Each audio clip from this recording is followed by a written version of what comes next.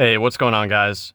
I've got this 2006 Honda Civic, and I'm going to use this car to give you a troubleshooting guide for when your power outlets are not working. So we have a front outlet here. There's a rear outlet right in there. I'm going to show you the important fuses for that, give you some troubleshooting steps. I'm also going to show you a cool trick you can do to modify your car in order to keep the outlets on at all times. So to start with, there are 3 fuses involved inside the car, and there's 1 fuse under the hood that we may have to check. But let's start by looking at the main fuses for the power outlets themselves. They are these 2 15 amp fuses, 28 and 29. 28 is for the rear power outlet, and 29 is for the front. So here's fuse 29, that's the front power outlet. So again, we've got rear right here and front right there. And this is the most common issue, is the fuses blowing, normally to a malfunctioning charger. Now, there's another fuse that doesn't provide power directly to the outlets, but it provides power for the relays to trigger. So that's going to be fuse 35, which is this 7.5 amp fuse right there. Without those relays turning on, the outlets will never receive power, even if the fuses are good. Now, let's say you've checked all of your fuses and all of these fuses under here are good, but your outlets still aren't working. Further troubleshooting, what we need to do next is see if these fuses are even receiving power. So you can use a voltmeter and touch the voltmeter on the exposed end right there, measure that against ground, and see if the fuses are receiving power. If you do not receive power at fuse 28 and 29, there is a parent fuse under the hood. This is a fuse that feeds both of those fuses, and it's going to be behind this cover here, which we remove by pushing in on the tab here and lifting up. So the parent fuse is an 80 amp fuse, and it's built into this fuse assembly here. Now, there are supposed to be Phillips screws holding this in. When they're there, go ahead and check and make sure they're tight. If they're not tight, it can cause issues with the connection.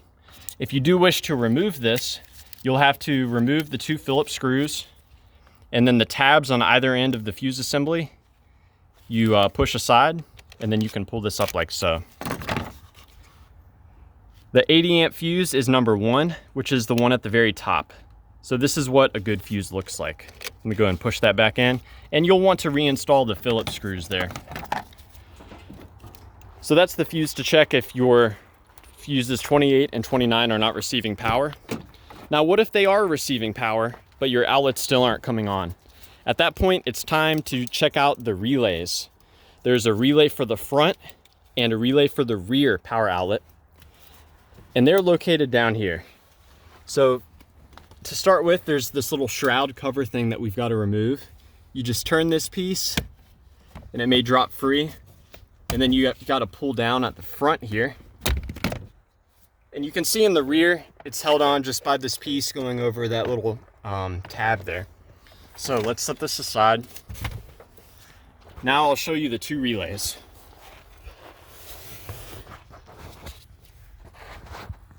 So they're actually on the other side of this piece right here, this bracket. And I found the best way to get to them is to just bend that bracket. You're not going to break it, so don't worry about it.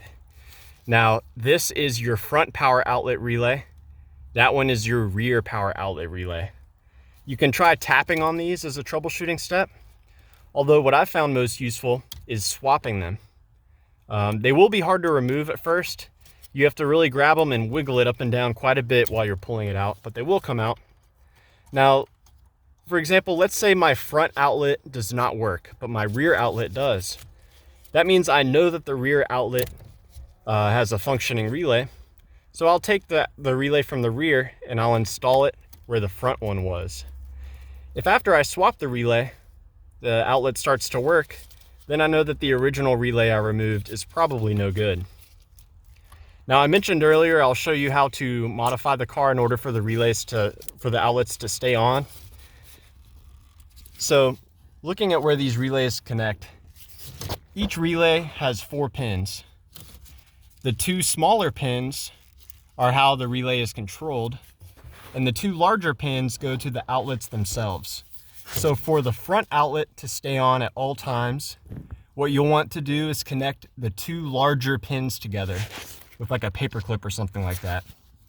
And for the rear, it's the same. The 2 larger pins are here and here. Connecting those 2 together with a wire will result in the outlets always remaining on. And you do that at your own risk, because you could cause a battery to drain prematurely. But I trust you guys know what you're doing. So yeah, I hope that all this information was a good troubleshooting step for you, a good starting point, and testing out your outlets. If you have any questions, definitely feel free to let me know below. Or more importantly, if you have any advice about troubleshooting the power outlets on your Honda Civic, we'd like to hear about it. So yeah, thanks for watching.